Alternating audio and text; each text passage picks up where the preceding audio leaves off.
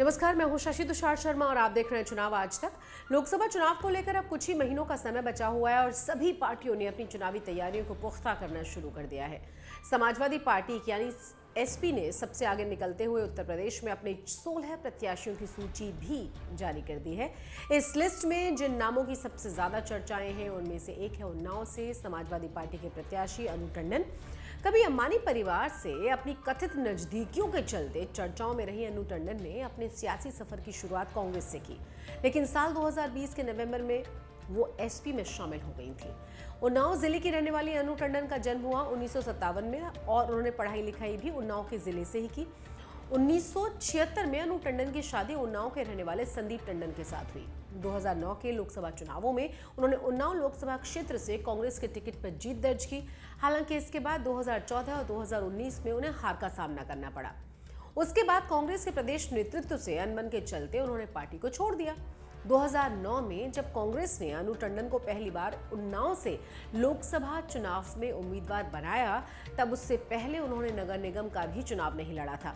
हालांकि अपने सामाजिक कार्यों के लिए उन्नाव में काफी मशहूर वो रही थी।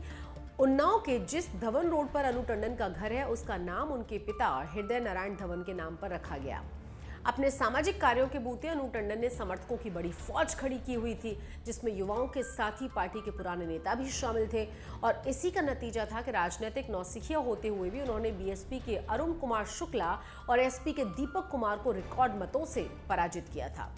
2009 के चुनाव में उनसे ज्यादा मतों से यूपी में 2 ही प्रत्याशी जीते थे, सोनिया गांधी और राहुल गांधी।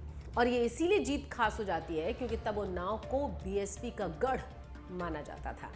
बताया जा रहा है कि अनु टंडन का परिवार मुकेश अंबानी के परिवार से काफी नजदीक ही रखता है। 2009 में उन्हें टिकट मिलने के पीछे भी अंबानी परिवार के हाथ की चर्चाएं खूब थी। रोचक ये है कि अनु टंडन के पति संदीप टंडन प्रवर्तन निदेशालय यानी कि ईडी के अधिकारी थे। कहा यह भी जाता है कि इस पद पर रहते हुए उन्होंने टीना अंबानी के घर पर छापा मारा था। फिर साल 1994 में सरकारी नौकरी से इस्तीफा देकर वो मुकेश अंबानी की कंपनी का हिस्सा बन गए थे। अनु टंडन 2012 में विवादों में तब आई थी जब दिल्ली के मौजूदा मुख्यमंत्री अरविंद केजरीवाल ने उन पर स्विस बैंक में अकाउंट होने का आरोप लगाया था। अनु ने इन आरोपों को सिरे से खारिज कर दिया था।